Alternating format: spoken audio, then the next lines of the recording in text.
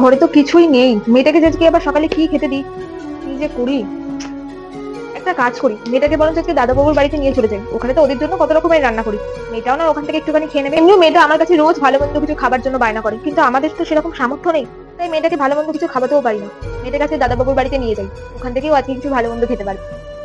মোনা, তুই এখানে চুপ করে বস, ঠিক আছে? আমি ততক্ষণে সব কাজগুলো সেরে নি। আর কোনো জিনিসে হাত দেবে না কিন্তু, কোনো জিনিস যেন ভেঙে না যায়, ঠিক আছে? চুপ করে বসো তুমি।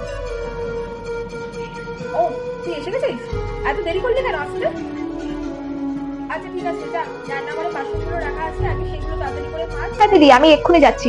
বলছি দিদি, আজকে সকালের খাবারের জন্য কি রান্না করবো, যদি একটু আমাকে বলে দাও।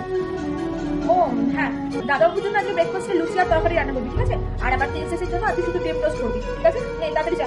যাক, মেয়েটা অনেকদিন পর একটু ভালো মন্দ খাবার খেতে পারবে। আরে হ্যালো, কোথায় হারিয়ে যাচ্ছেন? তাড়াতাড়ি গিয়ে কাজগুলো শুরু কর। আর শোন, ওকে যে নিয়ে এসছিস, ও আবার কিছু খাবে নাকি? হ্যাঁ দিদি, মানে ও তো কিছু সকালে খেয়ে আসেনি। আচ্ছা আচ্ছা ঠিক আছে, নো মোর এক্সকিউজ। একটা কাজ কর, রান্নাঘরে বিস্কুট রাখা আছে, দেখ ওকে এখান থেকে এনে দুটো বিস্কুট দিয়ে দে, ঠিক আছে? হ্যাঁ, বিস্কুট দেবো? ঠিক আছে দিদিমণি, ঠিক আছে। মেয়েটাকে কত আশা করে নিয়ে আসলাম, ভাবলাম এই বাড়িতে এসে ভালো মন্দ কিছু খেতে পারবে, এই জন্যই হয়তো বলে বেশি লোভ করা উচিত নয়। আমি একটু বেশি লোভ করে ফেলেছিলাম। মোনা, এনে তুই দুটো বিস্কুট খা, আমি ততক্ষণ একটু কাজগুলো সেরে নি। হ্যাঁ ঠিক আছে মা। এই কাপটা কি সুন্দর, এরকম একটা কাপ যদি আমাদের বাড়িতেও থাকতো কি ভালো হতো। কি একটা ভাঙার শব্দ আসলো না? মেয়েটা কিছু ভেঙে ফেললো না তো?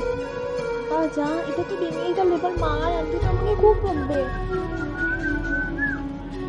এটা ভাঙার শব্দ হলো না? কি এটা কি করছো তুমি? এটা আমার প্রিন্সেসের সবথেকে পছন্দের কাপ, তুমি এটা ভেঙে ফেললে?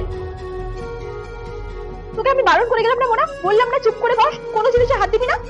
কেন অন্য জিনিসে হাত দিলি? তোকে আমার নিয়ে আসাটাই ভুল হয়েছে দিদি, আপনি প্লিজ ওকে কিছু বলবেন না, আমারই ভুল হয়েছে ওকে নিয়ে আসাটা। দেখেছিস তো, এই জন্যই বলি এসব অসভ্য অভদ্র বাচ্চাকে এই বাড়িতে নিয়ে আসবি না। দেখে কাপটা ভেঙে ফেললো, জানিস এই কাপটার দাম কত? তো 3 মাসের মাইনে কেটে নিল, এই কাপটার দাম শোধ হবে না। দেখেছিস তো, এবারে এত দামের জিনিসটা আমি কি করে শোধ করবো?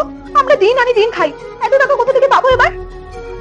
আপনি কিছু মনে করবেন না, আমি এই টাকাটা শোধ করে দেবো, আপনি বরং আমার মাইনা থেকে টাকা কেটে নেবেন, সেটাই ভালো হবে। আমি আর যাই, ওকে বাড়িতে রেখে দিয়ে আসি। চল তুই বাড়িতে। এই ভবানী, তুমি কি খেলা খেলছো আমার সাথে? এমনি হাতে টাকা পয়সা নেই, দিদি যদি এবার মায়না থেকে টাকা কেটে নেয়, তাহলে এই মেয়েটাকে কি করে খাওয়াবো, কি করে পড়াবো, কি করবো এবার? আমাদের মায়েরা আমাদের জন্য কত কষ্টই করে থাকে, তাই না বন্ধুরা? তোমাদের যদি ভিডিওটা ভালো লেগে থাকে তাহলে অবশ্যই কমেন্টে একটা মা লিখে দিও, আর ভিডিওটা ভালো লাগলে ছোট্ট একটা লাইকও করে দিও।